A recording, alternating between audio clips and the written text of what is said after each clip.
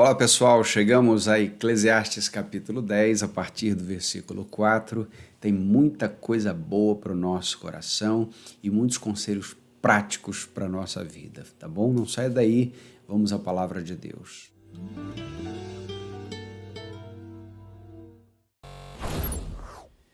Você acha difícil agir com pessoas tolas? No último episódio nós vimos a excelência da sabedoria e o grande problema da tolice. O fato é que você pode evitar a tolice na sua vida, mas você nem sempre pode evitar o tolo. E hoje nós vamos ver alguns conselhos, não é? Ou um conselho prático para lidar com pessoas tolas. No versículo 4 ele diz assim, capítulo 10 de Eclesiastes: Se a indignação do governador se levantar contra ti, não deixes o teu posto, pois a calma evita grandes erros. Veja, a calma evita grandes erros. Ele está dizendo aqui, está mostrando que até nos mais altos, nas mais altas posições, alguém pode agir de maneira tola.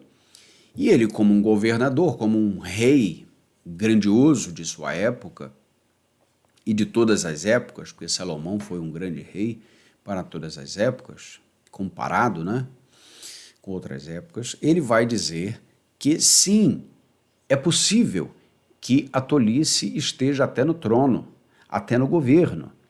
E ele vai dizer, olha, quando isso acontecer, quando a tolice vier sobre você, quando a indignação se levantar contra você, mantenha o teu posto, mantenha a calma, porque a calma evita grandes erros. Um exemplo de Davi, por exemplo,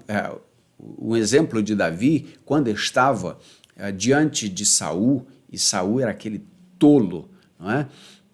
Que não tinha remédio para ele, mas Davi manteve a calma muitas vezes. Você lembra também da história de Mardoqueu diante do insensato e poderoso Amã? Você percebe que Mardoqueu manteve a calma também na sua história. Isso está no livro de Ruth, se você quiser conhecer mais no Antigo Testamento, e você sabe que aquele era o melhor caminho. Provérbios capítulo 16, versículo 14, nos diz que a ira do rei é como um mensageiro da morte, mas o homem sábio a aplacará. Ou seja, é importante que quando a ira vier contra você, você peça a Deus sabedoria para aplacar a ira. Da mesma maneira, nós relembramos o que diz Provérbios capítulo 15, versículo 1, que a palavra branda desvia o furor, mas a palavra dura suscita a ira. Ou seja, é melhor ter uma pessoa com raiva do que duas. É melhor ter uma pessoa indignada do que duas. É melhor ter apenas uma pessoa gritando do que duas. E aí está a sabedoria.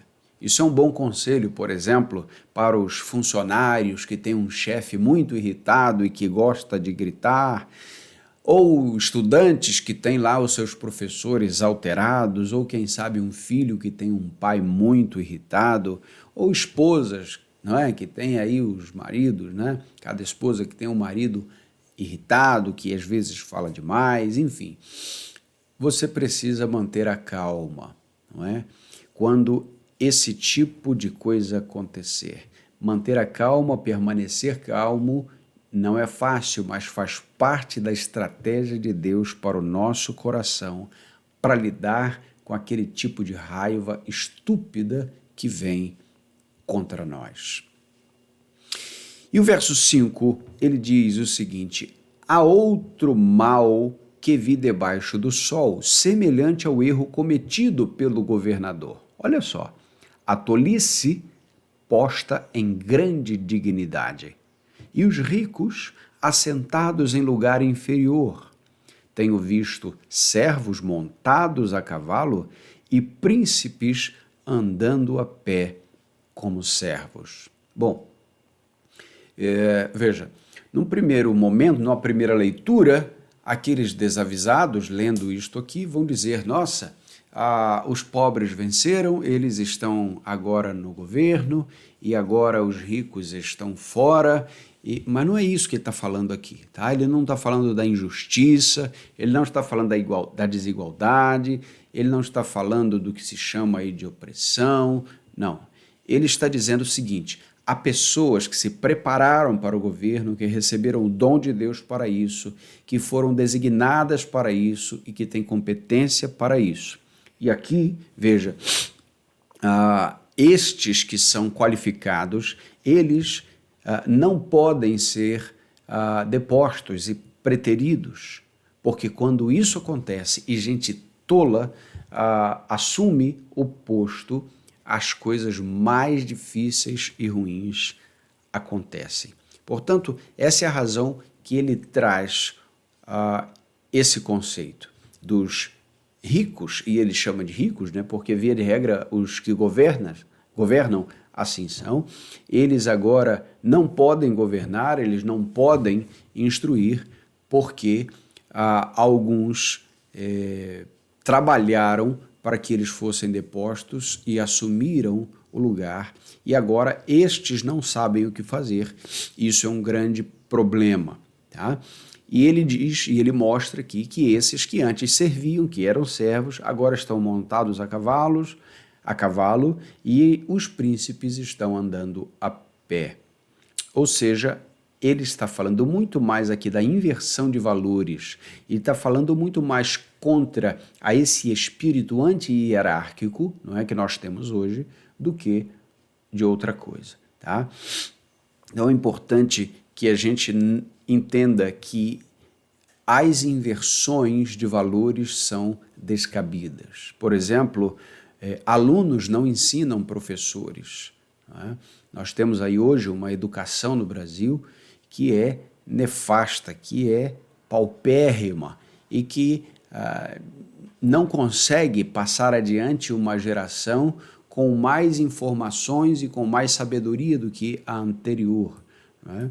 Nós estamos hoje vivendo um tipo de educação onde os alunos querem ensinar aos professores e querem ser interlocutores como eles, e na verdade você percebe o emburrecimento de uma geração inteira. Professores são pagos, instruídos e chamados por Deus para ensinar. E os alunos precisam, ali ainda que interagindo, fazendo perguntas e quem sabe cooperando hora ou outra, porém estão ali aprendendo, estão assentados para aprender. Da mesma maneira, filhos querendo assumir a autoridade dos pais, isso é uma grande tragédia na família, não é? Quando o pai perde a autoridade, quando a mãe perde a autoridade, e até na esfera de governo, aqueles que não são qualificados, eles alçam os voos pelas vias sujas, muitas vezes, da política e chegam aos altos cargos da nação, mesmo não tendo estudado uma página sobre aquilo que estão fazendo. Bom, ele mostra que isso aqui é uma grande tragédia. E ele traz aqui para concluir alguns provérbios para a vida. E agora ele vai falar uma variedade de histórias curtinhas, não é? De estudos de caso, de máxima, de provérbios, de comparações, ele vai trazer para a gente. Ele traz aqui exemplos da vida do campo. Verso 8. Quem abre uma cova, cairá nela, e quem derrubar um muro, uma cobra o morderá. Veja, ele está mostrando aqui um homem tolo, provavelmente um homem mau, que caiu na sua própria cova. E algo semelhante acontecendo aqui a um homem que derrubou um muro desatento, não é, ao perigo, e ele rompeu aquele limite que nunca deveria ser rompido. Depois disso ele faz analogias de um trabalhador braçal e de um lenhador, isso está no verso 9. Quem remove pedras se machucará com elas, e quem racha a lenha corre perigo. E mais analogias, agora de um ferreiro e de um encantador de cobras. Se o machado perder o corte e não for afiado, é preciso muita força. Mas a sabedoria é proveitosa para dar prosperidade. Se a cobra morder antes de estar encantada, para que existe o encantador? Bom, parece confuso esse monte de informações, mas não é. Veja, ele está dizendo aqui, olha, nós devemos ser cautelosos naquilo que fazemos. A pessoa mais experiente no que faz, o lenhador mais experiente com o machado, o construtor mais experiente diante de um muro, o trabalhador braçal mais forte segurando pedras, ele pode deixá-la cair, o lenhador pode se machucar por conta do machado ou por conta de uma lasca de madeira, o encantador de cobras pode ser picado. O que o pregador está dizendo aqui é: este mundo não é muito seguro. Você precisa ter sabedoria o tempo todo, porque as coisas mais previsíveis parecem, de repente, imprevisíveis. O cenário muda de repente, você está com segurança, golpeando a lenha com o machado e, de repente, aquilo pode dar um problema. Ou seja, nós precisamos de atenção ao perigo. Uma pessoa dedicada à sua profissão, ela pode sim passar por um acidente de trabalho. Ou seja, a sua experiência pode evitar muitos problemas. Mesmo assim, isso não vai isentar essa pessoa de passar por um infortúnio, por uma dificuldade. Portanto, os versículos 10 e 11 juntos aqui nos mostram que nós precisamos da sabedoria de Deus para tudo. E que não é só aquilo que sabemos que é suficiente para nós. A verdadeira sabedoria é depender de Deus nas coisas mais simples e mais pequenas. E menores, não é? Perdão. Nas coisas maiores e menores. A sabedoria, portanto, vinda de Deus, consiste em saber a diferença entre uma coisa e outra, entre aquilo que nós podemos e aquilo que nós devemos fazer.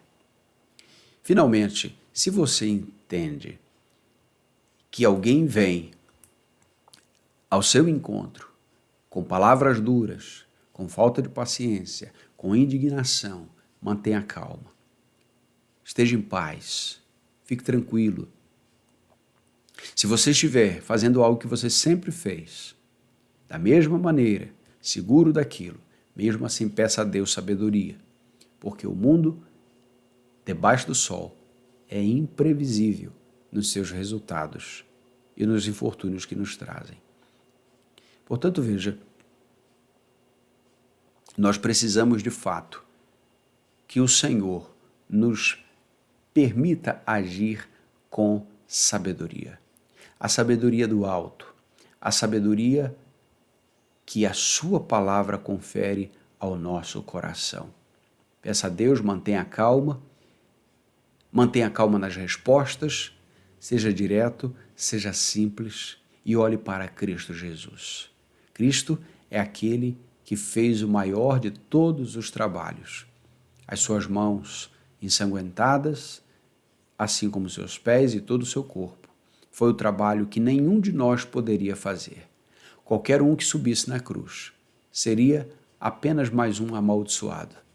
Mas porque Jesus fez todo o trabalho, ele pagou por toda a nossa insensatez. A sua doce voz nos encaminha para Deus, para a sabedoria, para a felicidade da vida.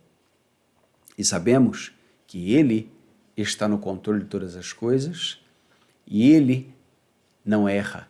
E ele nos instrui, e ele é quem nos guarda.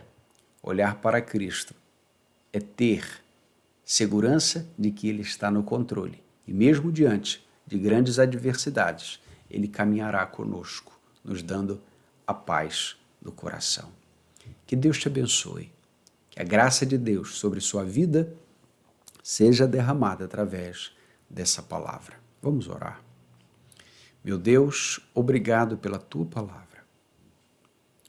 E pedimos, meu Deus, que essa palavra alcance o nosso coração, que essa palavra, meu Deus, fortaleça a nossa vida, nos ajude a não cair.